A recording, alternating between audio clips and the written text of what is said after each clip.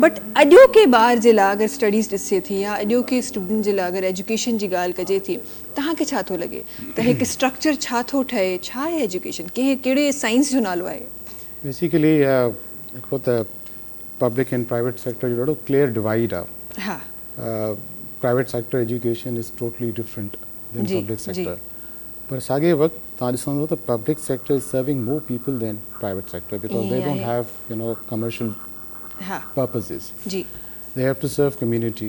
They have to, cater the needs of underprivileged True. people. त ज़ाहिरी ॻाल्हि आहे जॾहिं पब्लिक सेक्टर यूनिवर्सिटीज़ में ॿार अचनि था ऐं डिफरेंट जाइनि था अचनि था। मां स्पेसिफिकली अगरि ॻाल्हि कयां कराची जी, त कराची जे इंस्टीट्यूशन्स में बलूचिस्तान खां बि अचनि था, पंजाब खां बि अचनि था, केपी ऐं गिलगित बल्तिस्तान खां बि अचनि था। कराची यूनिवर्सिटी जी हिन वक़्तु जेको मां सम्झां थो एनरोलमेंट आहे कोई 35,000 40,000 जे विच में आहे। ठीकु आहे। हाणे तव्हां इहो सिर्फ़ु ॾिसो त catering and providing everything that they deserve is at times difficult. 40,000 ॿार अचनि, सुबुह जो अचनि, शाम जो अचनि, इन खां पोइ इक्वली द सेम नंबर जेके प्राइवेट इनरोल था थियनि, उन्हनि जा उन्हनि जी रजिस्ट्रेशन, उन्हनि जा एग्ज़ाम्स कंडक्ट कराइण उहो वॾो कमु आहे। त उते इहो आहे त गवर्नमेंट जो हिकिड़ो अटमोस्ट रिज़ॉल्व आहे त मैक्सिमम ॾेई सघूं।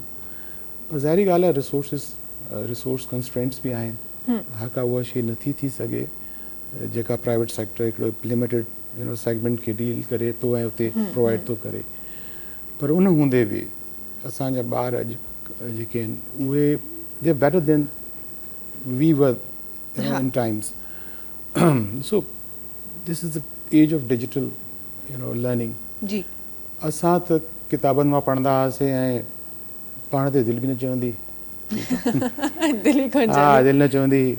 ऐं पर अॼु ॾिसो न accessibility to education is very easy. को ॿार हैदराबाद में वेठो आहे, नवाबशाह में वेठो आहे and he want to learn something, he want to have his skills sharp and improved. त teacher is there on his mobile. Very true. तव्हां ॾिसो एॾा हिते वॉलंटियर्स प्रोग्राम तव्हांजे वेब एप्लीकेशन्स में आहिनि जेके ॿारनि खे घर वेठे पढ़ाइनि था, मतिलबु वॉलंटियरली। ॿियो वरी अहिड़ा टीचर्स बि तव्हांखे मिली वेंदा जेके तव्हांखे they charge U something and तव्हांखे उहो पढ़ाइनि था। इहो ज़मानो असां वारो न हुयो। तव्हांजो न, मां पंहिंजी ॻाल्हि थो ठीकु आहे। त इहो ज़मानो असांजे वक़्त में न हुयो। असां वटि अगरि टीचर कान्हे त क्लास न थींदी, टीचर बीमार त तॾहिं बि न थींदी। असांजो कंप्लीट सोर्स बुक्स हूंदा हुआ ऐं एट टाइम्स बुक्स बि जेके आहिनि कंप्लीटली एक्सेसिबल न हूंदा हुआ। पर अॼु वारे ॿार खे हर का शइ मुयसरु आहे। पहिरियों चवंदा हुआ वॾा त असां पंहिंजे ॿारनि खे विलायत न मोकिलींदासीं, ख़राबु थी वेंदा। हाणे विलायत हर माण्हू जे मोबाइल में आहे। सही। The only thing is the use of that application and use of that resource. तव्हां उनखे चङे हुन में कयो था। You can build your personality, education, skills and everything that you want. ऐं उनखे अगरि नथा कयो त उहे कॉन्सिक्वेंसिस बि तव्हांजे साम्हूं आहिनि। पर चवण जो मतिलबु इहो आहे त माण्हू अॼु वारो ॿार जेको आहे, is more informed, he is more entertained, he is more influenced by people who are on media and who are on these social media things. तो उहो असां वारे वक़्त खां बहितर आहे। असां वटि बि जेको आहे कराची यूनिवर्सिटी जी मां ॻाल्हि कयां त हिते कोई ऑल टुगेदर डिपार्टमेंट्स, इंस्टीट्यूट्स ऐं सेंटर्स इहो कोई 40 क़रीब आहिनि, 40।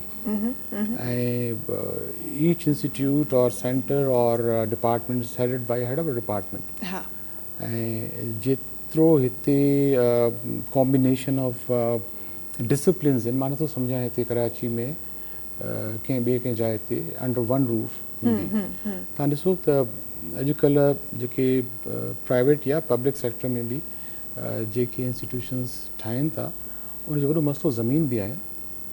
इंस्टीट्यूशन लाइ ज़मीन कान्हे ऐं असां वटि कोई कराची यूनिवर्सिटी खे कोई 1200-1300 एकड़ आहे ज़मीन, कंहिं वटि न हूंदी, मां नथो सम्झां। So they are spread over this 1300 acres. त इशू इहो बि कान्हे। So they have a lot of space for their physical activities, for their other things. ये truly के ज़माने में British and उनमें university जो concept जी, है spreaded landscape हाँ। वो असां वटि आहे पूरी कोशिशि हूंदी आहे त जेतिरो कुझु डिलीवर करे सघूं कंदा आहियूं मां इहो सोचींदो आहियां त अगरि मां पंहिंजे इंडिविजुअल कैपेसिटी में जेको करे सघां जी एटमोस्ट ऑनेस्टी सां प्रोफेशनल तरीक़े सां उहो मां कयां मां इहो न ॾिसां त ॿियो छा थो करे ठीकु आहे हाँ। Only then we can change बिल्कुलु असां we need not to demotivate by looking at others who are not performing हाँ मुझो साथी आहे ज़ुबैर साहब वी जी। टुगेदर इन ॾिठो आहे he is very keen to learn things ऐं मां I am a good teacher also मां वरी शाम जो पढ़ाईंदो बि आहियां हाँ ठीकु आहे इहो मुंहिंजो पंहिंजो शौक़ु आहे सही त मुंहिंजो दिलि चवंदो आहे त हर माण्हू खे जंहिं जाइ ते उहो आहे जेको कुझु अचे थो उहो डेफिनेटली शिफ्ट करे ट्रांसफर करे ॿुधाए माण्हुनि खे